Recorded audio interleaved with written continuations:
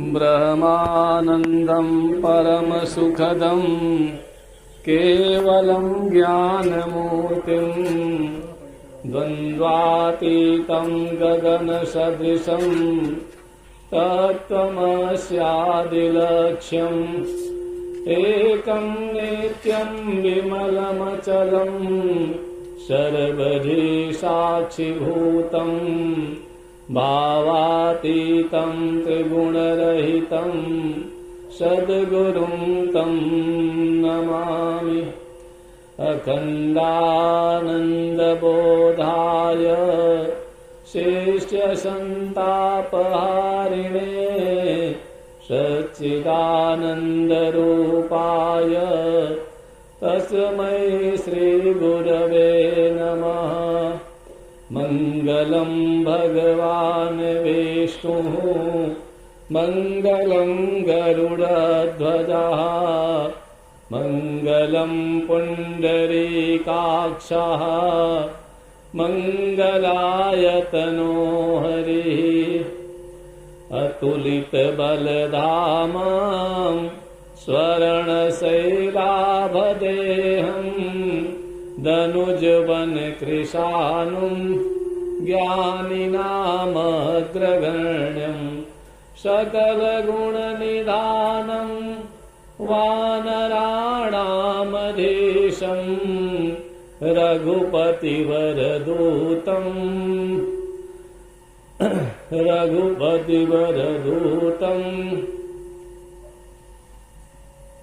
वातजातं नमामि।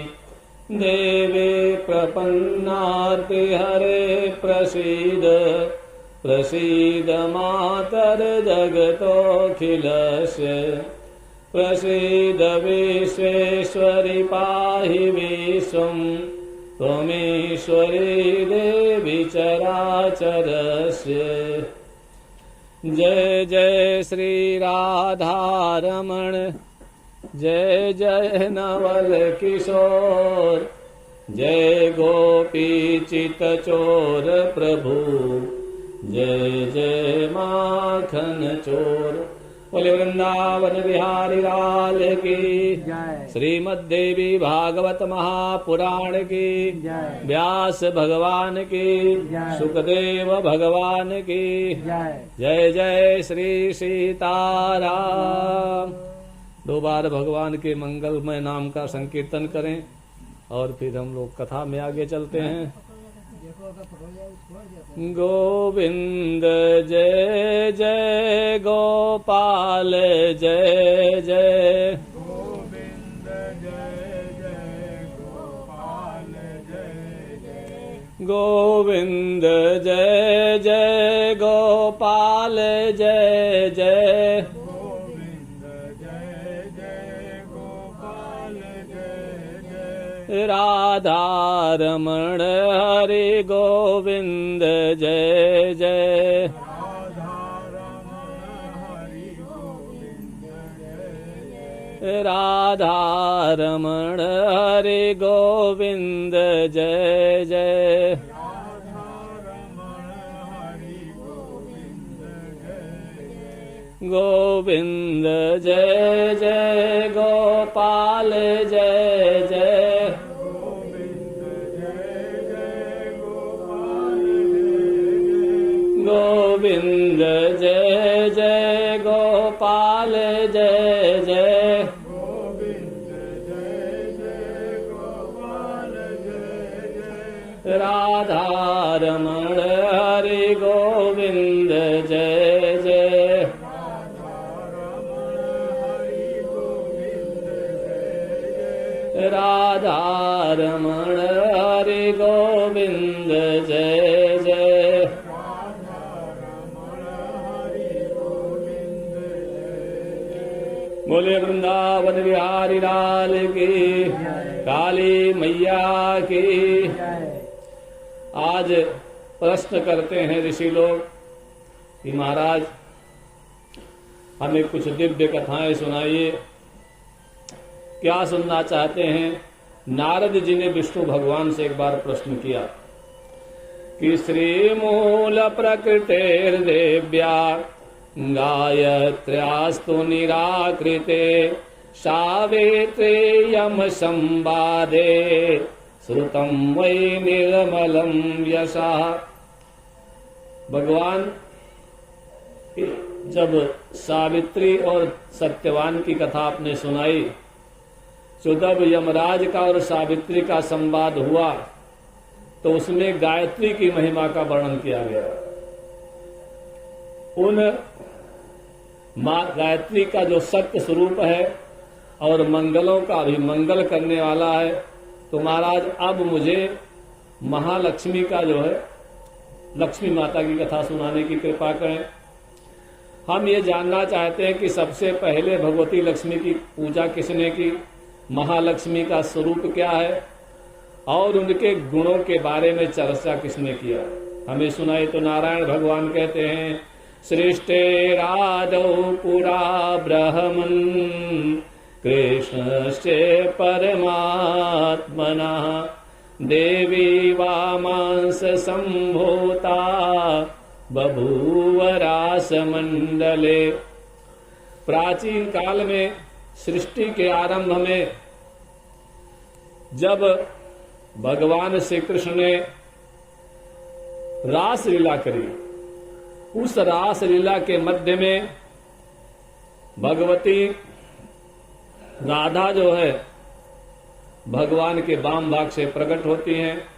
वह भगवती बहुत सुंदर है, उनके चारों ओर बट वृक्ष शोभा पा रहे हैं।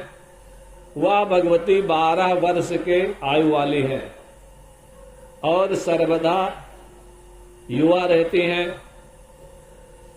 उनका मुखमंडल करोड़ों चंद्रमा के प्रकाश से प्रकाशित हो रहा है। वो भगवती जो राधा जी प्रकट हुई वहां रासलीला में कृष्ण भगवान के सामने, तो उनकी इच्छा हुई तो वो भगवती जो है 2 भागों में बट गई। उनका 2 रूप बन गया। दोनों जो रूप उनका बना अति मनोहर है। दोनों में कुछ बातें समान है, जैसे रूप एक जैसा है, रंग एक जैसा है, चेहरे का तेज एक जैसा है, समान आयु है, चेहरे की चमक एक जैसी है, उनके वस्त्र आभूषण और मुस्कुराने का ढंग, देखने का तरीका, वो सब एक जैसा है। तो उन राधा मैया के बाएं अंश से जो है महालक्ष्मी प्रकट हुई और दाहिने अंश से राधा स्वयं विराजमान रही, तो 2 भाग में हो गए। तो जो राधा मैया थी उन्होंने 2 भुजाओं वाले भगवान श्री कृष्ण को अपने पति के रूप में वर्ण कर लिया।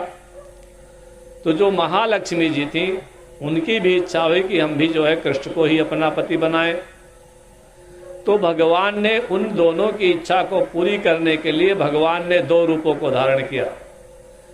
दाहिना जो भगवान का अंश था उससे 2 भुजा वाले कृष्ण बने रहे, और जो भगवान का बायां हिस्सा था उससे उन्होंने 4 भुजा वाले विष्णु भगवान का रूप धारण किया। तो 2 भुजा वाले कृष्ण भगवान ने 4 भुजा वाले विष्णु भगवान को महालक्ष्मी को समर्पित कर दिया। वह भगवती जो पूरे विश्व को हमेशा प्रेम वाली दृष्टि से, पोषण करने की दृष्टि से निरंतर देखती हैं, विश्व का कल्याण करती हैं, उनका बहुत बड़ा महत्व है, उनको महालक्ष्मी कहा गया है। इस प्रकार से 2 भुजाओं वाले श्री कृष्ण राधा के पति बने और 4 भुजा वाले चतुर्भुज भगवान विष्णु महालक्ष्मी के पति हुए। तो शुद्ध सत्व स्वरूपा चा गोपैर्गोपीभिरावृता चतुर्भुज वैकुंठम रजयो पदमया सह। तो माँ भगवती जो है राधा जी गोपों गोपिकाओं के साथ रह करके ब्रजमंडल में अनंत शोभा को प्राप्त कर रही हैं, और वह 4 भुजा वाले जो विष्णु भगवान हैं लक्ष्मी जी के साथ वैकुंठ को वापस चले गए। तो व्यास जी कहते हैं श्री कृष्ण और विष्णु दोनों के अंदर बराबर अंश हैं। इसी तरह से जो है महालक्ष्मी भी राधा मैया और लक्ष्मी के रूप में प्रकट हुई और एक एक के पास गई। महालक्ष्मी पहुंच गए बैकुंठ धाम, वहां निवास करने लगे। कहते हैं कि जो मां भगवती स्त्रियों में सबसे प्रधान नारी मानी गई और इंद्र ने उनका बहुत पूजन किया, भजन किया। तो वहां इंद्र के यहाँ रहने के कारण वह स्वर्ग लक्ष्मी वहां से विख्यात हुई। जब वह महालक्ष्मी उनकी पूजा दानवों ने की तो दानवों ने पाताल में पूजा करी और नाग लक्ष्मी के नाम से विख्यात हुई। राजाओं ने मां भगवती की उपासना की तो वहां राजलक्ष्मी के नाम से विख्यात हुई। और हम लोगों जो अपने घर में महालक्ष्मी मैया का पूजन किया तो एक छोटे अंश में मां भगवती हमारे घर में आकर के गृह लक्ष्मी के रूप में विद्यमान हुई। ऐसी मां भगवती मंगलों का मंगल करने वाली हैं, गृहस्थों के लिए कामधेनु है। कहते हैं कि जो गौ माता के जिन्होंने जन्म दिया, मतलब जो प्रथम गाय हुई, उनका नाम था सुरभि। तो सुरभि और यज्ञ की पत्री दक्षिणा दोनों रूप में महालक्ष्मी ही प्रतिष्ठित हैं, उन्हीं का जो है स्वरूप है। वह महालक्ष्मी क्षीर सागर की कन्या के रूप में प्रकट हुई और उनको जो है क्षीर सागर की पुत्री भी कहा जाता है।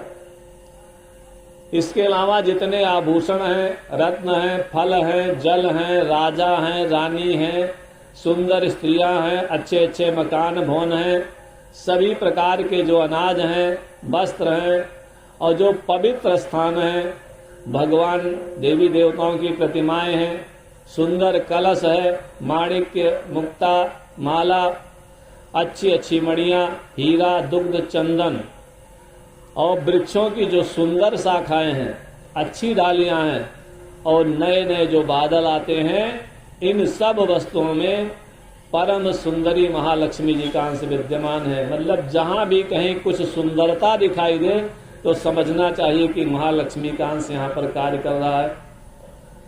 तो सर्वप्रथम जो है भगवान विष्णु ने बैकुंठ धाम में महालक्ष्मी की पूजा की थी। दूसरी बार ब्रह्मा ने ब्रह्मलोक में पूजा की। तीसरी बार शंकर भगवान ने कैलाश पर्वत पर उनकी पूजा की। तो और उसके बाद क्या हुआ, स्वयंभू मनु, जितने राजागण थे, बड़े बड़े ऋषि, बड़े बड़े मुनि, सदाचारी गृहस्थ, सब लोगों ने इस संसार में मां भगवती लक्ष्मी की उपासना की। गंधर्व और दैत्यों के द्वारा, नागों के द्वारा वह पाताल लोक में उनकी पूजा हुई। ब्रह्मा जी ने जो मां भगवती की पूजन शुरू किया, भादव महीने के शुक्ल पक्ष की अष्टमी तिथि से और कुआर महीने की कृष्ण पक्ष की अष्टमी तिथि तक, तब से ये 16 दिन का महालक्ष्मी का व्रत होने लगा। बहुत सारे लोग भारतवर्ष में प्रतिवर्ष 16 दिन तक महालक्ष्मी मैया का पूजन करते हैं। ये पूजा सर्वप्रथम ब्रह्मा जी ने की थी, उसके बाद तीनों लोगों में उसी तरह से पूजा होने लगी। पौष तथा भादो महीने के जो मंगलवार पड़ा, उसमें विष्णु भगवान ने मंगलवार को उनकी पूजा की थी और बाद में बाकी लोग उन्हीं दिनों में मां भगवती की उपासना करने लगे। वर्ष जब समाप्त होने वाला है, पौष महीने की संक्रांति आती है, तो मध्याह्न काल में एक सुंदर कलश को सजा करके उस पर आवाहन करके स्वयंभू मनु ने भगवती महालक्ष्मी की पूजा की।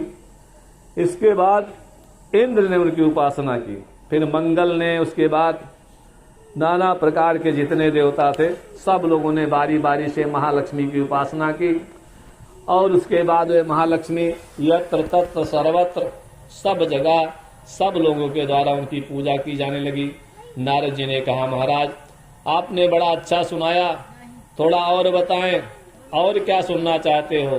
तो कथम बभूव सा देवी पृथिव्याम सिंधु कन्यका पुरा के न स्तुता दो सतन में व्याख्या तुमर्हसि। अब महाराज हमें जानना चाहते हैं कि वे जो महालक्ष्मी हैं, वो आपने कहा कि समुद्र की पुत्री बनी, तो समुद्र की पुत्री कैसे बनी और उनकी किसने स्तुति की, किसने पूजन किया? नारायण भगवान ने कहा, सुनो, एक बार दुर्वासा जी ने इंद्र को श्राप दे दिया था, तो पुरा दुर्वास साहसापात भ्रष्ट श्रीश्च पुरंदरा बभूव देव संघर्ष मर्त्य लोके ही नारद। नारद ने इंद्र को श्राप दिया तो इंद्र श्री विहीन हो गए और सारा देव समुदाय मृत्यु लोक में भटकने लगा। तो लक्ष्मी जी ने कुपित होकर स्वर्ग का परित्याग कर दिया और बैकुंठ लोक चली गई। वहां महालक्ष्मी ने अपने आप को समर्पित कर दिया। सारे देवता दुखी हैं, खाने का ठिकाना नहीं रहा। भाग के गए ब्रह्मा जी के पास। ब्रह्मा जी ने भोलेनाथ को लिया।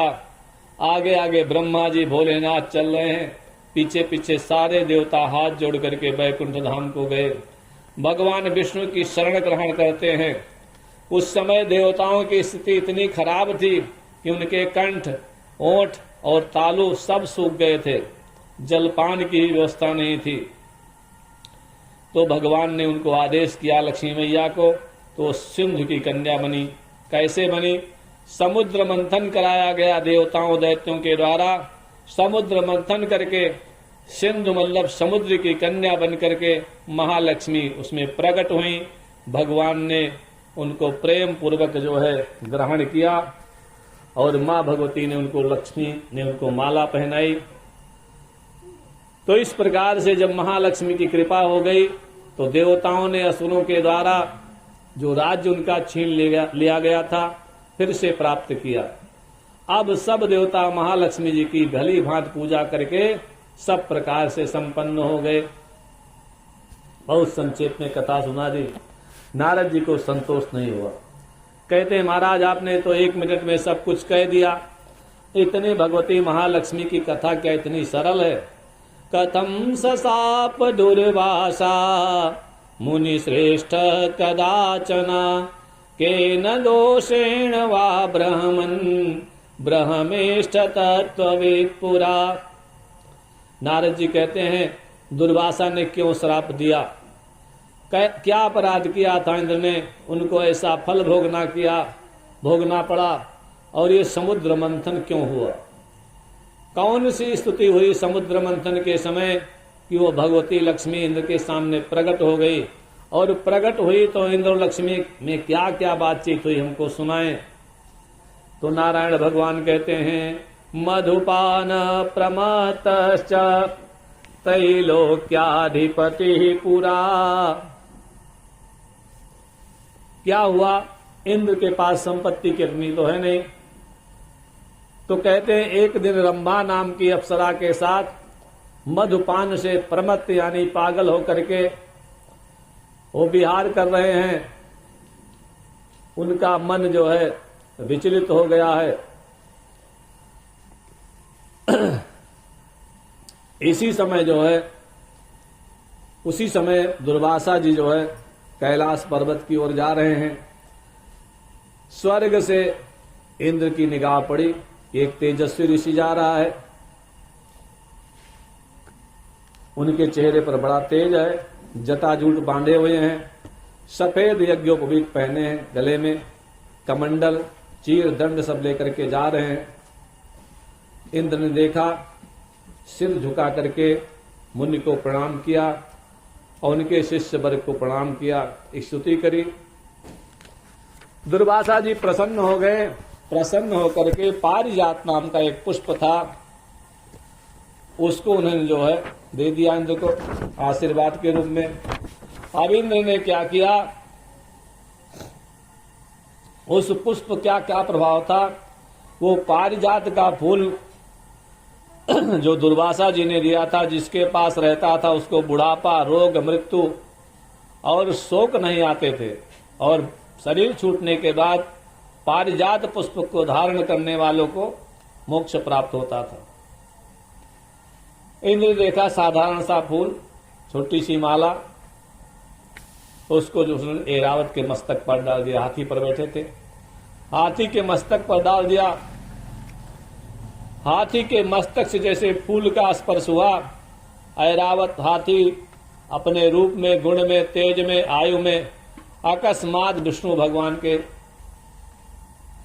समान बन गया तो इंद्र को छोड़ करके गजराज घोर जंगल में चला गया। इंद्र के पास बहुत सारे आयु थे, लेकिन ऐरावत को रोक पाने में समर्थ नहीं हुए। इधर दुर्वासा जी को सूचना मिल गई कि इंद्र ने हमारे उस आशीर्वाद का तिरस्कार किया है। बड़े क्रोधित हुए, आकर के इंद्र को श्राप देने लगे। अरे इंद्र, अरे श्रिया प्रमातस्त्वं कथं मामवमन्यसे मदत्तं पुष्पं दत्तं चागर्वेण करिमस्तके। अरे राजलक्ष्मी के अपमान से पागल होकर के तुमने मेरा अपमान कर दिया। मैंने तुमको जो भगवान विष्णु को चढ़ाया हुआ प्रसाद रूपी पुष्प दिया था, तुमने हाथी के मस्तक पर फेंक दिया। शायद तुम्हें ये नहीं मालूम है, विष्णु भगवान को अर्पित किया हुआ नैवेद्य, चढ़ाया हुआ फल अथवा जो भगवान को स्नान करा जाता उनका जल, जिसको हम लोग चरणोदक कहते हैं, उसको कभी फेंकना नहीं चाहिए, उसको ग्रहण कर लेना चाहिए। जो इसका त्याग करता है ब्रह्महत्या के पाप का भागी होता है। सौभाग्य से भगवान के भोग लगे हुए नैवेद्य अभी कभी प्राप्त हो जाएं और उसका त्याग नहीं करना, कदाचित त्याग करेंगे तो श्री बुद्धि राज्य सब चला जाता है। दुर्वासा जी कहते हैं, इंद्र, जो भक्त विष्णु भगवान के लिए अर्पित किए हुए नैवेद्य को पाते उस प्रसाद को ग्रहण कर लेता है, अपने 100 पूर्वजों का उद्धार करके जीवन मुक्त हो जाता है। अब मूर्ख, तुमने तो अपना जीवन बिगाड़ दिया। कहते हैं, जो व्यक्ति बिना भगवान को भोग लगाए हुआ अन्न खाता है तो उसे क्या फल मिलता है। अगर स्त्री खाती है तो पति पुत्र से विहीन हो जाती है। शूद्र के घर का जैसे श्राद्ध में अन्न खाया जाए वो बेकार होता है, उसी तरह से जो भगवान के बिना भोग लगाए अन्न को ग्रहण करता है, मांस भक्षण का उसको पाप लगता है। शिवलिंग के लिए जो चढ़ाया हुआ अन्न, शूद्रों के घर जो ब्राह्मण लोग शूद्रों के यहाँ पूजा पाठ कराते हैं, वो अगर कोई अन्न आपको खाने के लिए तो वह, और जो ब्राह्मण वैद्य का काम करते हैं, चिकित्सा करते हैं, डॉक्टर हैं, उनके घर का अन्न, जो कन्या विक्रय करने वाले हैं और जो पुरुष जो है वेश्याओं की वृत्ति पर रहते हैं, अपने यहाँ जिनको दलाल कहते हैं, भाड़ कहते हैं, उनका अन्न, जूठा किसी का खाया हुआ अन्न, बासी अन्न, और सब लोग भोजन कर लें तब बचा खुचा हुआ अन्न, जिस ब्राह्मण ने शूद्रा स्त्री के साथ विवाह किया उसका अन्न, जो ब्राह्मण बैलगाड़ी चला करके धन कमाता हो उसका अन्न, जिस ब्राह्मण ने मंत्र दीक्षा ना लिया हो उसका अन्न, जो 100 को जलाने वाला ब्राह्मण 100 जलाने की नौकरी करता हो उसका अन्न, अगम्या स्त्री के साथ गमन वाले ब्राह्मण का अन्न, मित्रद्रोही, विश्वासघाती, कृतज्ञ माने जो किसी का उपकार न माने, जो झूठी गवाही देने वाले हैं, और जो तीर्थ प्रतिग्राही ब्राह्मण कौन हुए, जो तीर्थ में बैठ करके दान लेते हैं, मतलब तीर्थ के पंडा जो उनके घर का अन्न खाने वाले हैं। इतना इतना पाप करने वाले लोग अगर एक बार भगवान विष्णु का भोग लगा हुआ तुलसी दल पड़ा हुआ प्रसाद ग्रहण कर ले तो इन पापों से शुद्ध हो जाते हैं। चांडाल भी अगर भगवान विष्णु की उपासना करता है तो अपनी करोड़ों पीढ़ियों का उद्धार कर देता है, और जो भगवान की भक्ति नहीं करता है वह अपनी भी रक्षा करने में असमर्थ रहता है।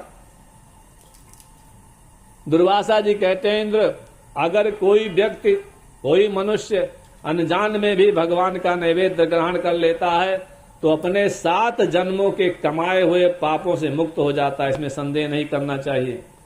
और जो व्यक्ति भक्ति भाव से भगवान का नैवेद्य ग्रहण करता है तो करोड़ों जन्मों के अर्जित पापों से मुक्त हो जाता है।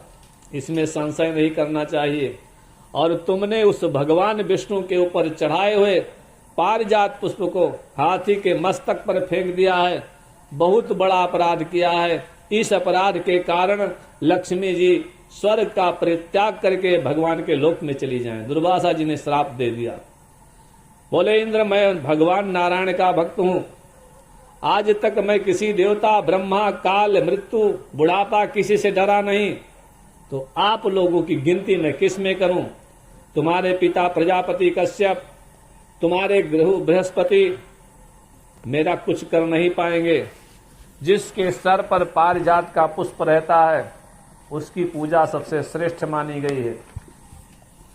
अब बेचारे दुर्वासा की बात को सुन करके देवराज इंद्र हाथ जोड़ करके दुर्वासा जी के चरणों में लेट गए। आंखों से आंसू टपकने लगा, जिसका सब कुछ चला जाए, रोने का लाऊं क्या कर सकता है। इंद्र बोलने लगे, दत्ता समुचिता शापो मह्यम माया पहा प्रभो ऋताम न याचे संपत्तिम किंचित ज्ञानम च देहि में। महाराज, जो मैंने कृतज्ञता आपके साथ की तो आपने बड़ा उचित श्राप दिया। अब मैं आपसे ये तो नहीं कहूंगा महाराज कि मेरी धन संपत्ति मेरे पास वापस आ जाए, लेकिन कुछ हमको ऐसा उपदेश दे कि आगे हमारा भी जीवन किसी तरह से चलने लगे। दुर्वासा ब्राह्मण सरल होते हैं, कोई हाथ जोड़ ले, चरण पर गिर जाए, दयालु हो जाते हैं। बोले ठीक है, सुनो, कुछ सूत्र तुमको बताते हैं। कौन कौन? कि जन्म मृत्यु जरा शोक रोग बीजांकुरम परम संपत्ति में रांधश्च मुक्ति मार्गम न पश्यति।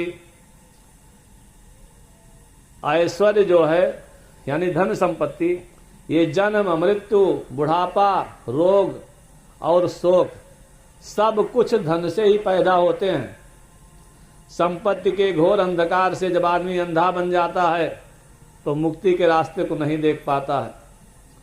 इंद्र जो मूर्ख संपत्ति से उन्मत्त है, पगला गया है, वो मदिरा पान करने वाले से ज्यादा बड़ा पापी है।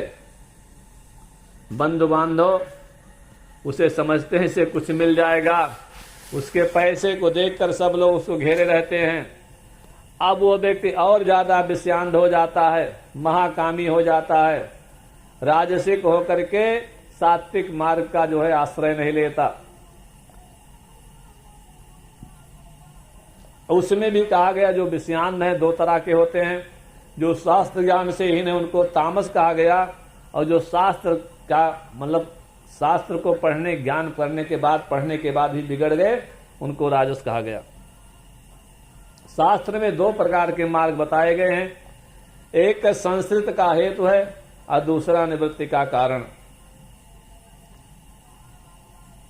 दुर्वासा जी कहते हैं प्रसन्नता पूर्वक अनेक जन्मों तक अपने किए गए कर्म के परिणाम स्वरूप नाना प्रकार की योनि में क्रमशः भ्रमण करने के पश्चात भगवान की कृपा से ही सैकड़ों और तथा हजारों प्राणियों में कोई बिरला ही संसार सागर से पार जाने वाले सत्संग को प्राप्त कर पाता है। कोई सज्जन, कोई साधु, कोई ऋषि मिल जाए तो उसको मुक्ति का मार्ग दिखा देते हैं, तो वो संसार बंधन से निकलने के लिए प्रयास करता है। अनेक जन्मों में किए गए तप, उपवास, व्रत से जब मानव के पुण्यों का उदय होता है तब वो मुक्ति मार्ग का आश्रय लेता है।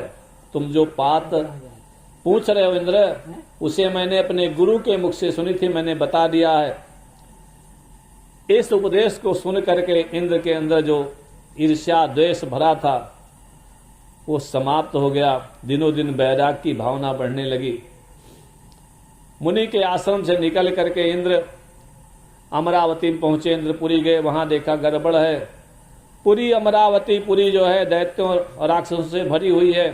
चारों ओर मारो काटो की आवाज आ रही है, उपद्रव है, कोई मकान जला रहे हैं, कोई घर लूट रहे हैं। किसी के स्त्री पुत्र मारे गए, किसी के स्त्री पुत्र पकड़ ले गए, बेचारे भाग करके इंद्र वहां से गए देवगुरु बृहस्पति के पास। मंदाकिनी नदी के किनारे इंद्र ने देखा कि गुरुदेव बृहस्पति पूरब की ओर मुंह करके सूर्य भगवान के लिए गंगा जल में खड़े होकर के उनका ध्यान कर रहे हैं, और इतना प्रगाढ़ ध्यान कर रहे हैं कि गुरुदेव के आंखों से आंसू की धारा बह रही है। इंद्र ने देखा इतनी तन्मयता से गुरु देवता जप कर रहे हैं, वहीं खड़े होकर के उनकी उपासना का दर्शन करने लगे। एक प्रहर यानी कि 3 घंटे का समय बीत गया तो गुरु जी की आंखें खुली। इंद्र ने चरण स्पर्श करके प्रणाम किया और बार बार जोर जोर से रोने लगे। बृहस्पति जी ने कहा क्या हुआ, तो दुर्वासा के साप के द्वारा सारी कथा सुनाई, और जो दुर्वासा जी ने दुर्लभ ज्ञान दिया था उसको भी बताया। फिर अपने नगरी का हाल बताते हैं कि अमरावती में क्या स्थिति है। वहां तो सब मार काट मची, राक्षसों का साम्राज्य हो गया। इंद्र की बात सुनी तो क्रोध आ गया बृहस्पति जी को। गुरु जी कहते हैं श्रुतम सरबम सुर श्रेष्ठ मारोदीर वचनम शृणु नकातरो हि नीतिज्ञो विपत्तौ वा कदाचन। मैंने सब कुछ सुन लिया, मत रो, मेरी बात सुनो। नीतिज्ञ पुरुष जो हैं, ज्ञानी पुरुष हैं, विपत्ति काल में कभी घबराते नहीं हैं, क्योंकि संपत्ति और विपत्ति, अगर संपत्ति नहीं रही है, चली गई, तो विपत्ति भी एक दिन चली जाएगी, संपत्ति फिर आएगी। शास्त्र कहते हैं जब दुख आए तो खुश होना चाहिए कि आगे सुख आने वाला है, और जब सुख आए तब रोना चाहिए कि ये जैसे सुख की घड़ी समाप्त होगी तो दुख की घड़ी आएगी नंबर से। सुख के पीछे दुख, दुख के पीछे सुख, दिन के बाद रात, रात के बाद दिन, ये प्रकृति का नियम है। बृहस्पति जी कहते हैं संपत्ति विपत्ति सब अपने अपने पूर्व जन्म के किए हुए कर्मों का फल है। ये उपदेश इंद्र के लिए ही नहीं है, हमारे आपके लिए भी है। हमारे आपके जन्म जीवन में भी विपत्तियां आती हैं, तो हमको समझना चाहिए। अवश्यमेव भोक्तव्यम कृतम कर्म शुभाशुभम। हमने जो शुभ कर्म किए अथवा अशुभ कर्म किए, उनका फल तो भोगना ही भोगना है, चाहे इस जन्म में भोगना पड़े और चाहे उस जन्म में। इस पर ध्यान दे गए तो समझ में आ जाएगा। लोग कहते हैं कि हम अच्छा अच्छा कर रहे हैं, हमारे साथ सब बुरा बुरा क्यों हो रहा है। अरे तुमने बुरा बुरा करके पूरा गट्ठर बांध के रखा है, वो चुकेगा तब तो दूसरा वाला लाभ मिलेगा।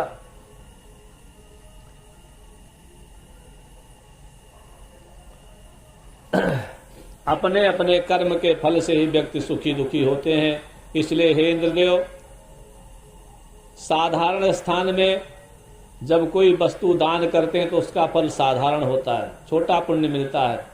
लेकिन उसी वस्तु का दान थोड़ा आगे बढ़ करके किसी अच्छे काल में अच्छे समय पर किया जाए तो उसके दान का फल जो है करोड़ गुना या उससे भी ज्यादा असंख्य गुना प्राप्त होता है। कहते हैं साधारण पात्र को दान किया जाए तो उन वस्तुओं के दान करने वाले व्यक्ति को उस साधारण वस्तु को दान करने का पुण्य मिलता है। लेकिन अगर कोई विशेष पात्र दान दिया जाए तो उसकी अपेक्षा 100 गुना ज्यादा फल मिलता है, और कभी कभी असंख्य गुना ज्यादा फल मिलता है। जैसे क्षेत्र भेद से, मतलब एरिया के हिसाब से अलग अलग खेतों में अलग अलग बीज बोने पर किसानों के लिए कभी कम पैदावार होती है, कभी ज्यादा पैदा। किसी खेत में ज्यादा अनाज पैदा होता है और किसी में कम पैदावार, जबकि बीज दोनों में एक ही डाला जाता है। सामान्य दिनों में किसी ब्राह्मण को दान किया जाए तो सामान्य फल होता है, लेकिन कहीं अमावस्या को दान किया जाए, पूर्णिमा को दान किया जाए, संक्रांति का पुण्य काल हो तब दान किया जाए तो 100 गुना फल बढ़ जाता है। एक सीधा दान करो, 100 सीधा दान करने का फल मिलता है। 1 रुपया दान करने पर 100 रुपया दान करने का फल मिलता है। अब अगर चतुर्मास से लग जाए, आषाढ़ शुक्ल पक्ष से हरिशयनी एकादशी से और कार्तिक महीने के शुक्ल पक्ष तक होता है चतुर्मास, देव उठने एकादशी तक। तो चतुर्मास जब लग जाए तब क्या है, चतुर्मास में दान किया जाए और किसी पूर्णिमा को दान किया जाए तो उसका अनंत फल बताया गया है। उसकी कोई संख्या ही नहीं बताई गई कितना फल होता है। इतना फल होता है कि उस फल के दान की गणना नहीं की जा सकती। और चंद्र ग्रहण लग जाए तब, चंद्र ग्रहण के अवसर पर अगर दान किया जाए तो करोड़ गुना फल प्राप्त होता है। और सूर्य ग्रहण पर अगर दान किया जाए तो चंद्र ग्रहण से मतलब 10 गुना ज्यादा, यानी 10 करोड़ गुना फल प्राप्त होता है। अभी आपके सामने एक जल्दी ही नया त्योहार आने वाला है, अक्षय तृतीया, जिसको हम लोग अघर तृतीया कहते हैं। अक्षय तृतीया के दिन अगर दान किया जाए तो उस दान का अनंत फल कहा गया है और वो दान का फल कभी क्षय नहीं होता। इस प्रकार जो अन्य अन्य पर्व के दिन हैं उनमें फलों की अधिकता होती है।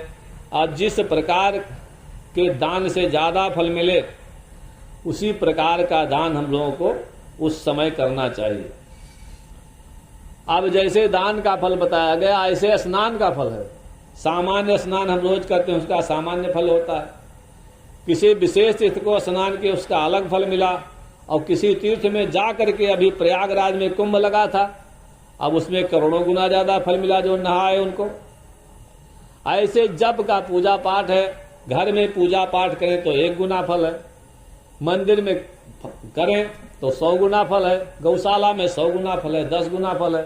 मंदिर में करें और उसके बाद अगर भोलेनाथ का मंदिर मिल जाए तो कहा गया कि अनंत गुना फल है जप का। इसी प्रकार से पाप भी हैं। घर में करोगे 1 गुना, गौशाला में करोगे 10 गुना, मंदिर में करोगे 1000 गुना, शिव जी के सामने करोड़ गुना हो जाएगा।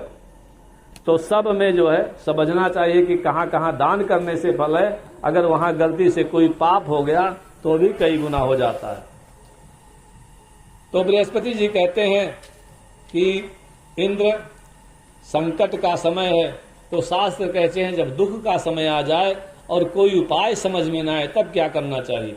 तो बड़े सुंदर उपाय उन्होंने बताया कि महाविपत्तौ संसारे यह स्मरेन् मधुसूदनम् विपत्तौ तस्य संपत्तिर भवेदित्याह शंकर। भगवान भोलेनाथ का एक वचन है, संसार में जब विपत्ति आ जाए, संकट आ जाए, रास्ता दिखाई न दे तो विष्णु भगवान का ध्यान करना चाहिए, उनके मंत्र का जप करना चाहिए। तो उनकी कृपा से विपत्ति जो है संपत्ति में बदल जाती है। ऐसा भगवान शंकर का वचन है और ये मिथ्या नहीं होता। जब भी संकट आए तो भगवान श्री हरि के शरण में जाना चाहिए, उनके मंत्र का जब उनकी उपासना करनी चाहिए। आगे भगवान नारायण कहते हैं, इस प्रकार से संवाद हुआ तो बात से तो कुछ बनने वाला नहीं था। देवराज इंद्र ने अपने गुरु देवता को आगे किया, पीछे पीछे बाकी देवता हैं। ब्रह्मा जी की सभा में गए, सब ब्रह्मा जी का दर्शन करते हैं, बारी बारी से प्रणाम करते हैं। गुरु देवता ने सारा कष्ट जो इंद्र का था, देवताओं के संकट की कथा ब्रह्मा जी को सुनाई। ब्रह्मा जी हंसने लगे, जोर से हंसे और उसके बाद बोले, बस्तमदवंश जातोषि प्रपौत्रो में विचक्षणा बृहस्पते शिष्य तुम सुराणामधिपा स्वयं। कहते हैं बेटा तुम तो मेरे वंश में पैदा हुए हो और मेरे तुम प्रपौत्र हो, मतलब पनाती हो। इसके अलावा तुम्हारे गुरु देवता बृहस्पति जी हैं, इसके अलावा सारे देवताओं के स्वामी हो और वो परम प्रतापी विष्णु भगवान के भक्त दक्ष प्रजापति तो आपके नाना है। तो शास्त्र कहते हैं जिसका एक कुल पवित्र उसका तो कल्याण हो जाए, और तुम्हारा तो तीनों कुल पवित्र हैं, तब तुम अहंकारी कैसे बन गए। शास्त्र कहते हैं जिसकी माता पतिव्रता है, पिता शुद्ध स्वरूप है, नाना मामा जितेंद्रिय हो, उस प्राणी में अहंकार आया तो कहां से। पिता के दोष, नाना के दोष, गुरु के दोष, इन्हीं 3 दोषों के कारण मनुष्य जो है भगवान का द्रोही हो जाता है। अगर कोई भगवान का द्रोही मिले तो देखो उसके नाना मामा के खानदान की क्या स्थिति है। उसके पिता पितामह परपितामह कैसे थे, और उसके गुरु जिससे वो मंत्र जिनकी सलाह से चल रहा है वो कैसे हैं, तो आपको पता लग जाएगा कि कमी कहाँ से है। शास्त्र कहते हैं 3 प्रकार के दोष, नाना कुल का दोष, गुरु कुल का दोष और पिता कुल का दोष इकट्ठा होता है तो व्यक्ति भगवान का द्रोही हो जाता है। जबकि भगवान सबके अंदर, दुष्ट के अंदर भी और संत के अंदर भी, सबके शरीर में भगवान अंश रूप से विराजमान है। ईश्वर अंश जीव विनाशी, और जब भगवान शरीर से निकल जाते हैं तो उसी क्षण प्राणी की मृत्यु हो जाती है, वो शव हो जाता है। ब्रह्मा जी कहते हैं तुमने गड़बड़ किया, भगवान के ऊपर चढ़ाए हुए पुष्प का तुमने अपना अपमान किया। अरे जिन भगवान की शंकर जी ने जिस पारिजात पुष्प से भगवान के चरण कमलों की पूजा की थी, वही पुष्प दुर्वासा मुनि के द्वारा तुम्हें प्रदान किया गया था, लेकिन तुमने अपने अहंकार में उसका तिरस्कार कर दिया।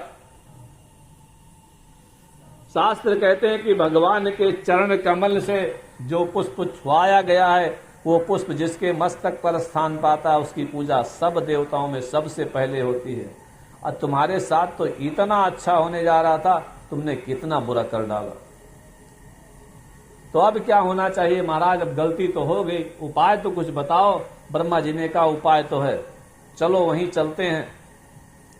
जिन पर चढ़ाए हुए पुष्प का तुमने अपमान किया उन्हीं की शरण में जाते हैं, उन्हीं से प्रार्थना करते हैं, और उन्हीं की सेवा करोगे तो फिर लक्ष्मी जी को प्राप्त कर लोगे। सभी देवताओं के साथ ब्रह्मा जी बैकुंठ लोक पहुंचे, देखा भगवान विराजमान हैं, करोड़ों सूर्य के समान उनके जो है आभा मंडल की प्रभा चमक रही है। भगवान के पार्षद उनकी सेवा कर रहे हैं, चारों वेदों का पाठ हो रहा है, गंगा जी भी उनके पास विराजमान हैं। सब देवता बारी बारी से भगवान को सिर झुका करके हाथ जोड़ करके प्रणाम करते हैं। भगवान को देख करके देवताओं के आंखों से आंसू टपकने लगे, रोते रोते भगवान की स्तुति करते हैं, मुख से आवाज नहीं निकल पाती। ब्रह्मा जी ने हाथ जोड़ करके सारी कथा भगवान को सुनाई। महाराज जी देवता, इनका सारा अधिकार, सारा सम्मान, सारी धन संपदा, घर मकान दुकान परिवार सब चला गया, बेचारे रो रहे हैं। भगवान ने देखा देवता सब मुरझाए हुए हैं, सब डर रहे हैं, ना शरीर पर कोई माला श्रृंगार, ना अच्छे वस्त्र है, ना कोई आभूषण है, सब पैदल चल के आए, उनका वाहन भी नहीं है, शोभा शून्य है, श्रीहीन है, निस्तेज है और चेहरे पर भय है। तो भगवान भय दूर करने वाले हैं। पहला शब्द भगवान कहते हैं देवताओं डरो मत, मां भय से निर्भय हो जाओ। मां भैर ब्राह्मण हे सुराश्च भयम किम ओ मयि स्थिते दास्यामि लक्ष्मी मचलाम परमैश्वर्यवर्धिनी। आप लोग डरो मत। क्यों डरते हो? मेरे पास आ गए हो, अब आप लोगों को मैं स्थिर लक्ष्मी प्रदान करूंगा। लेकिन कुछ काम की बात पहले सुनो। मैं कुछ भी दे दूं तो तुम्हारे बात टिकेगी कब? जब नियम का पालन करोगे। जैसे किसी ने हमको दूध दे दिया, अब दूध हमारे पास कब टिकेगा? अब उसको गर्म करेंगे, गर्म नहीं करेंगे कुछ देर बाद फट जाएगा, फिर रखेंगे, समय समय से गर्म करते रहेंगे तो दूध 1-2 दिन चल जाएगा। तो उसके नियम होते हैं, नियम का पालन नहीं करोगे, दूध ला करके आपने रख दिया तो 1 घंटे 2 घंटे बाद दूध बेकार हो गया, खाने लायक नहीं रहा। तो भगवान ने कहा स्थिर लक्ष्मी मैं तो दे दूंगा, लेकिन वो तुम्हारे घर में लक्ष्मी कैसे स्थिर रहेगी वो तरीका मैं बताता हूं, उसको करना। तो भगवान कहते हैं कि अनंत ब्रह्मांडों में रहने वाले जितने प्राणी हैं सब मेरे अधीन हैं। तो जैसे सारे प्राणी ब्रह्मांड के मेरे अधीन हैं, और वैसे ही मैं भी किसी के अधीन हूं। मैं स्वतंत्र नहीं हूं। तो मैं किसके अधीन हूं?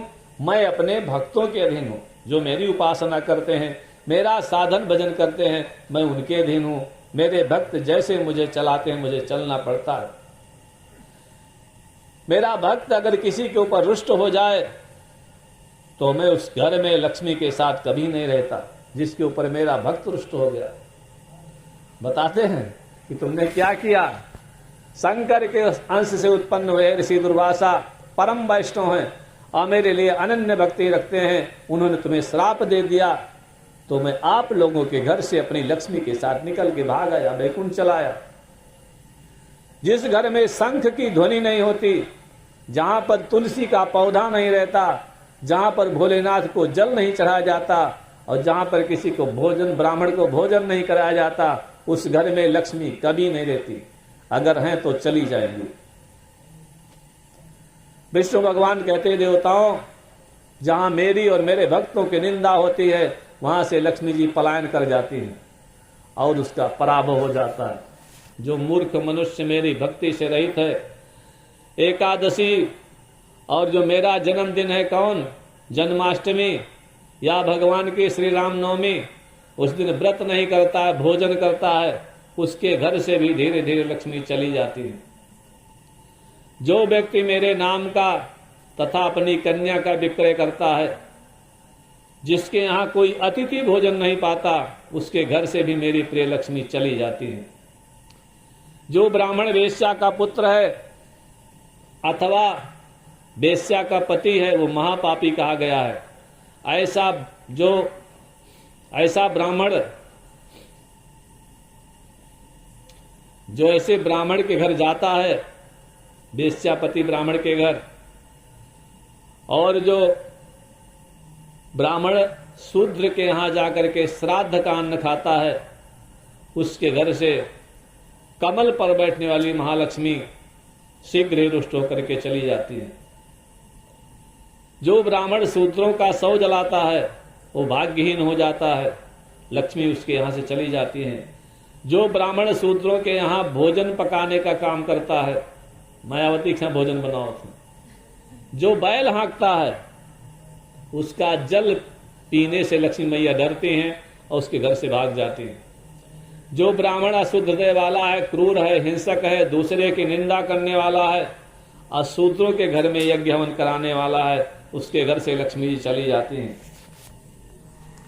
जो ब्राह्मण ऐसी स्त्री का अन्न खाता है जिसके न पति है न पुत्र हैं, उसके घर से भी लक्ष्मी चली जाती हैं। जो अपने नाखून के द्वारा, खुद बैठते तो ऐसे तिनका तोड़ते रहते, कुल आदत होती है, जो अपने नाखून के द्वारा बिना मतलब के ही, मतलब है तो तोड़ो, कोई उससे आपका काम बनना हो, काम बना लो, निष्प्रयोज्य बिना प्रयोजन के जो तृण को तोड़ता है अथवा नाखून से भूमि को खोदता रहता है, उस और जिसके यहाँ से कोई ब्राह्मण आवे कुछ मांगने के लिए, जल जलपान भोजन के लिए, ब्राह्मण निराश होकर के चला जाता है, उसके घर से मेरी लक्ष्मी चली जाती, कभी नहीं रहती। और क्या कहा, सूर्योदये द्विजे भुंक्तो दिवा स्वापी च ब्राह्मणा दिवा मैथुनकारी च यस्तमाद्याति मत प्रिया। अब सुबह उठ करके पहला काम क्या करना चाहिए, भगवान का भजन करना चाहिए। और जो ब्राह्मण सूर्योदय के समय भजन के बजाय भोजन करता है, कुछ लोग सवेरे उठ के खा शुरू कर देते हैं, कुछ लोग बेड टी पीते हैं, बिस्तर पर चाय आएगी तो उठेंगे, नहीं तो नहीं उठेंगे, आंखें बंद करके सोए रहेंगे। और जो दिन में शयन करता है, मतलब अपना काम नहीं करता है, इसके यहाँ से लक्ष्मी चली जाती हैं। और कहा गया, जो ब्राह्मण आचारहीन है, शूद्रों से दान ग्रहण करता है, मंत्र दीक्षा नहीं लिया हुआ है तथा मूर्ख है, उसके घर से भी लक्ष्मी जी चली जाती हैं। और जो ब्राह्मण की बात यहाँ नहीं किया, सबकी बात आई है, जो अल्पज्ञ कम ज्ञानी हैं, कुछ लोग देखिए बिस्तर पर कभी लेटते हैं तो गीले पैर सोना नहीं चाहिए, हाथ पांव धो करके तो गमछा से पोंछ लिए, सुखा करके लेटे। तो कहा गया जो अल्पज्ञ भीगे पैर से अथवा निर्वस्त्र होकर के बिस्तर पर शयन करता है और बड़ हमेशा करता रहता है, उसके घर से भी लक्ष्मी चली जाती है। जो व्यक्ति ऐसे हाथ से अपने सिर पर तेल लगाता है और फिर उसी हाथ को दूसरे के ऊपर लगा देता है, छू लेता है, या दूसरे की पीठ पर ऐसे हाथ से बाजा बजाता है, कुछ लोग आदत होती है, उससे रुष्ट होकर के लक्ष्मी जी घर से चली जाती है। और जो ब्राह्मण व्रत उपवास नहीं करता, ब्राह्मण का काम है व्रत करना, उपवास करना, भगवान का भजन करना, संध्या करना। अगर ब्राह्मण ऐसा नहीं करता, उस ब्राह्मण को सदा अपवित्र कहा गया है। वो चाहे जितना स्नान करे कभी शुद्ध नहीं होता। ऐसा ब्राह्मण जो भगवान विष्णु की भक्ति नहीं करता, लक्ष्मी जी वहां से चली जाती है। अब जो व्यक्ति ब्राह्मण की निंदा करता है, ब्राह्मण के साथ द्वेष रखता है, जीवों की हिंसा करता है, किसी प्राणी के प्रति दया भाव नहीं रखता, लक्ष्मी जी उसके घर से चली जाती है। और जिस जगह भगवान विष्णु की पूजा होती है, जहां भगवान का गुणगान होता है, वहां मंगलों को भी मंगल करने वाली वह भगवती लक्ष्मी सदा विराजमान रहती है। लक्ष्मी मैया जो है, लक्ष्मी मैया के एक पति केवल विष्णु भगवान, तो जहां विष्णु रहेंगे लक्ष्मी को तो वहां जाना ही जाना है, चाहे 24 घंटे में एक बार जाए। इसलिए भगवान के प्रति श्रद्धा रखना चाहिए। और कहते हैं ब्रह्मा जी से विष्णु भगवान की पितामह, जहां भगवान श्री कृष्ण का तथा भगवान के भक्तों का गान किया जाता है, वहां उनकी प्रिया लक्ष्मी सदा निवास करती हैं।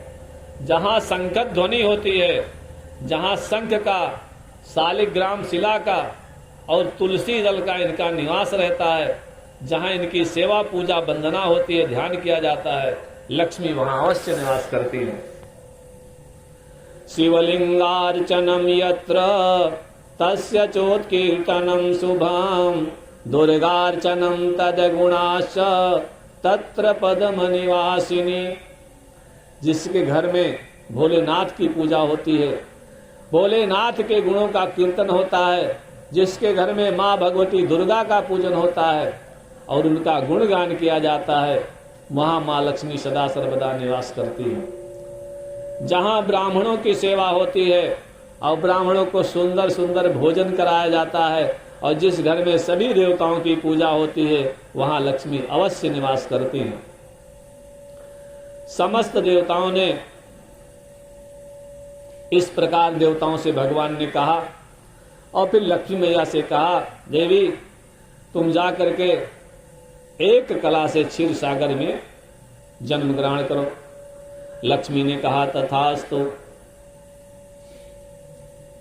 तो उसके बाद जो है भगवान विष्णु ने ब्रह्मा जी से कहा कि अब समुद्र मंथन कराओ।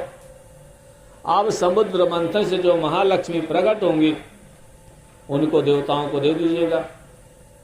भगवान अंतापुर में चले गए। देवता लोग क्षीर सागर की ओर प्रस्थान करते हैं, तो समस्त देवताओं राक्षसों ने मिलकर के मंदराचल पर्वत को मथानी बनाया, उसके नीचे आधार बनाया कच्छप को, शेषनाग को रस्सी बनाई, समुद्र मंथन हुआ।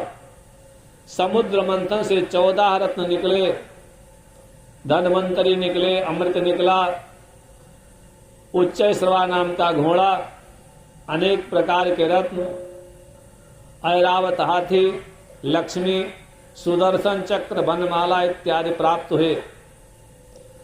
लक्ष्मी वनमाला लेकर के प्रकट भई, तो उस वनमाला को महालक्ष्मी ने, जो क्षीर सागर में शयन करते हैं, ऐसे भगवान श्री हरि के गले में समर्पित कर दिया। सभी देवताओं ने, ब्रह्मा, शिव, इंद्रादि देवताओं के द्वारा भगवती महालक्ष्मी का पूजन किया गया, स्तुति की गई। मां भगवती प्रसन्न हो गई, तो प्रसन्न होकर के देवताओं के भवनों को मां भगवती ने देखा, लक्ष्मी मैया ने। उनकी दृष्टि का प्रभाव ये हुआ कि सारे देवतागण दुर्वासा के शाप से मुक्त हो गए। आज उन महालक्ष्मी के अनुग्रह से तथा उनके वरदान से देवताओं ने, जो दैत्यों ने उनका सब कब्जा कर लिया था, घर दुकान मकान सब छीन लिया, मार मार करके सबको भगा दिया। इस प्रकार से लक्ष्मी जी का उपाख्यान नारायण भगवान ने नारद जी को सुनाया और कहा कि अब आप क्या सुनना चाहते हो। तो नारद जी ने कहा, महाराज कथा तो आपने सुना दी, लेकिन इंद्र भगवान देवताओं ने पूजन कैसे किया कुछ तो आपने बताया नहीं, तो बताइए लक्ष्मी जी का जो है वो चरित्र क्या है, उनका कोई पूजा विधि, कोई उनका मंत्र कैसे किया पूजा। तो नारायण भगवान कहते हैं कि स्नात्वा तीर्थे पुरा सत्रो धृत्वा धौते च वाससि घटं संस्थाप्य क्षीरोदे षड्देवान् पर्यपूजये। तो क्या हुआ, इंद्र गए क्षीर सागर नाम के समुद्र के तट पर स्नान किया, 2 स्वच्छ वस्त्र धारण किया, कलश की स्थापना किया और गणेश, सूर्य, अग्नि, विष्णु, शिव, पार्वती 6 देवताओं की पूजा किया, गंध पुष्प से उनका अर्चन किया। उसके बाद इंद्र ने जो है ब्रह्मा जी तथा अपने गुरु देवता के द्वारा जो उन्होंने विधान बताया था, महालक्ष्मी का आवाहन करके उनकी पूजा की। कहते हैं जब वो पूजा कर रहे थे इंद्र जी, तो उस समय उस पावन स्थल पर नाना प्रकार के मुनि, ब्राह्मणों का पूरा समुदाय, गुरु बृहस्पति, भगवान विष्णु, देवतागण और शिव इत्यादि सब लोग विराजमान थे। तो इंद्र ने पारिजात का जो है फूल लिया, उसमें केसर मिला करके चंदन लगाया। पूर्व काल में जैसे भगवान विष्णु ने ब्रह्मा जी को बताया था महालक्ष्मी का ध्यान, उस ध्यान को करके इंद्र ने महालक्ष्मी का पूजन किया। कौन सा ध्यान था आप लोग भी सुन लें, छोटा सा है। सहस्रदल पद्मस्थ कर्णिका वासिनीं परां शरत पार्वण कोटिंदु प्रभा मुष्टिकरां परां स्वतेजसा प्रज्वलन्तीं सुखदृश्यां मनोहरां प्रतप्त कांचन निभशोभां मूर्तिमतीं सतीं रत्नभूषण भूषाढ्यां शोभितां पीतवाससा ईषद्धास्य प्रसन्नास्यां शाश्वत सुस्थिर यौवनां सर्वसंपत् प्रदात्रीं च महालक्ष्मीं भजे शुभां। सभी संपत्तियों को देने वाली माँ भगवती लक्ष्मी का इस प्रकार से ध्यान किया। फिर एक बहुत बड़े स्तोत्र के द्वारा माँ भगवती की स्तुति करते हैं। वो बहुत बड़ा स्तोत्र है, कितना बड़ा है कि जान लीजिए लगभग 60वां श्लोक में है। तो इस स्तोत्र को किया, माँ भगवती जो है प्रसन्न हो गई और देवताओं को आशीर्वाद दे करके ब्रह्मा, विष्णु, शिव और महालक्ष्मी सब अपने अपने लोक को चले गए। भगवान नारायण कहते हैं, नारद जी ये जो इतना बड़ा स्तोत्र महालक्ष्मी का है, उसको जो 3 संध्या कालों में पाठ करता है पवित्र होकर के, शर्त लगाई गई 3 संध्या काल में पवित्र होकर के पाठ करना, मतलब स्नान करके, तो वो कुबेर के समान धन वाला होता है। लेकिन कितने समय बाद हो जाएगा? 2-4 महीने में, 2-4 दिन में नहीं, 5 लाख पाठ हो जाएगा तब। अब 5 लाख करने में तो पूरा जन्म निकल जाएगा। अच्छा 5 लाख नहीं कर सकते तब क्या करें? तो भगवान कहते हैं तब छोटा वाला करो। छोटे में क्या है कि सिद्ध स्त्रोतम यदि पठेन मासमेकं तु संततम महासुखी च राजेंद्रो भविष्यति न संशया। अगर नहीं बहुत समय कर सकते तो कम से कम 1 महीने तक इस स्तोत्र का पाठ करें तो व्यक्ति परम सुखी हो जाता है और राजा के समान हो जाता है, इसमें संदेह नहीं करना चाहिए। तो कलयुग में जो है 1 महीने से कुछ नहीं होता। कलयुग में कहा गया कि कलो प्रोक्ता चतुर्गुणा, कलयुग में सब काम 4 गुना करना चाहिए। भोजन 4 गुना नहीं करना चाहिए, बाकी सब 4 गुना कर सकते हैं। तो 4 गुना कहा गया कि धर्म 4 गुना करेंगे तब 1 गुना फल मिलेगा, ऐसा कहा गया। ये उस समय की बात है सत्युग की, तब जो है 1 महीने में सिद्धि हो जाती है। अब 4 महीने, 6 महीने, 7 साल, 2 साल लग जाए। तो ये महालक्ष्मी का आख्यान, इसमें शिक्षा क्या मिली? अगर कोई ऐसी कमी जो बताई गई हमारे आपके अंदर है तो उसको दूर करें तो धीरे धीरे भगवान की कृपा होनी शुरू हो जाएगी। इसी तरह से इसमें बहुत सारे आख्यान हैं। स्वधा भगवती का आख्यान है, षष्ठी देवी की कथा है, बहुत कुछ है। इतना बड़ा ग्रंथ है, 1 महीने कथा करो तो चाहे पूरा हो जाए। तो हम लोगों ने थोड़ी थोड़ी कथा सुनी और माँ भगवती की बड़ी कृपा रही, हम लोग यहाँ इकट्ठे हुए। पूरी कथा में कहीं कुछ अच्छा लगे तो उसको अपनाने का प्रयास करें, अपनाएंगे तो उसी का फायदा होगा। कथा सुनने से एक कान से सुनिए, दूसरे कान से निकाल दीजिए, कुछ होने वाला नहीं है। कोई बात अच्छी लगे, अब जैसे अपने यहाँ जितना ग्रंथ पढ़िए, रामायण में एक बहुत बड़ी बात कही गई। हम लोग अगर उसको अपना ले तो जिंदगी बन जाए, लेकिन लोग करते नहीं हैं। एक इतना बढ़िया चौपाई हमको तो बहुत अच्छी लगती है कि प्रातः काल उठी के रघुनाथा, मात पिता गुरु नाम ही माथा। तो 3 लोगों का जो है उनके चरणों पर सिर रख के प्रणाम करना चाहिए। रामायण जी का वचन है। कौन? माता पिता गुरु। अब आजकल लोग तो गुरु जी पाने लगी दूर से कहले, कोई दिक्कत नहीं है, सिर रख के प्रणाम करने की परंपरा ही चली गई। आजकल देखिए घर घर में सास बहू में लड़ाई हो रही है, पिता पुत्र में लड़ाई हो रही। क्यों हो रही है? अपने यहाँ बहुत पहले पुत्र होते थे। पुत्र का मतलब था पुम नाम नरका त्रायते पुत्रा, जो पुम नाम नरक से पिताजी को बचाए, नरक से पिताजी को बचाए, उसका नाम पुत्र। अब पुत्र समाप्त हो गए, आगे चल करके बेटा होने लगे, ये मेरा बेटा है, तो थोड़ा बहुत टाँटा शुरू हुई।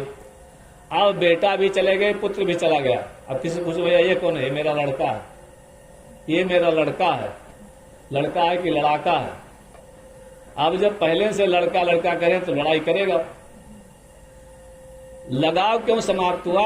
हम लोगों ने एक दूसरे के जब बच्चा आएगा और माता पिता के चरण पर सिर रख के प्रणाम करेगा तो आपका हाथ ऑटोमेटिक उसके सिर पर जाएगा।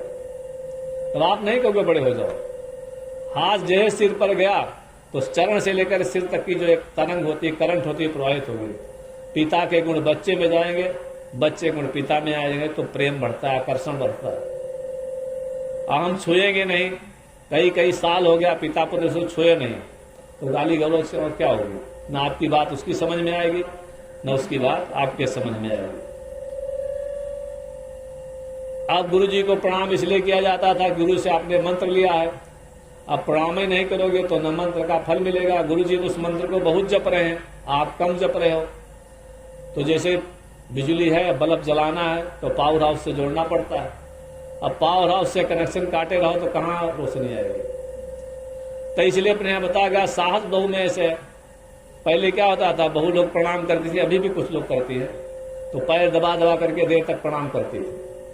रात को सोने के पहले सासू माँ के चरण दबाती थी, तब उसमें से जो है आशीर्वाद आता था और लगाव बढ़ता था। अब तो सासू माँ के बेचारे तो हाथ पांव दर्द कर ही रहा है, बुढ़िया हैं, बुजुर्ग हैं, बहू का उनसे भी ज्यादा दर्द करता है। कौन सेवा करे? कथा वथा सुनने का ही फायदा, कुछ न कुछ हम लोग अपनाएं, कुछ अच्छा करें, जो भी कर सकते हैं। ये नहीं कि आप 4 घंटा पूजा नहीं कर सकते तो 4 मिनट तो करिए। प्रसाद चढ़ा नहीं सकते तो कम से कम खाइए तो प्रसाद को। और अपने यहाँ छोटे छोटे उपाय, जैसे तुलसी का पौधा, जब अपने यहाँ कोरोना आया तब पता लगा तुलसी के पौधे में बहुत गुण है। जहाँ तुलसी का पौधा रहता है आसपास बैक्टीरिया नहीं आते। बहुत पहले हम लोग देखे अपने यहाँ घरों में एक होता था तुलसी का चौरा, आंगन बनाया जाता था। घर के बीचों बीच में तुलसी मैया लगाते थे आंगन में, जिससे उसकी हवा पूरे घर में जाए। अब तुलसी जी को घर से बाहर कर दिया गया। बाहर हो तुम्हारी हवा, घर में ना हो। हवा नहीं आएगी, तुलसी पत्र भोजन में भी नहीं पड़ता। तो हम लोग जब कूड़ा कचरा खा रहे हैं तो कूड़ा कचरा निकाल रहे थे। चलिए 2 बार मां भगवती के नाम का कीर्तन करें। दुर्गति नाशिनी दुर्गा जय जय, दुर्गति नाशिनी दुर्गा जय जय, काल विनाशिनी काली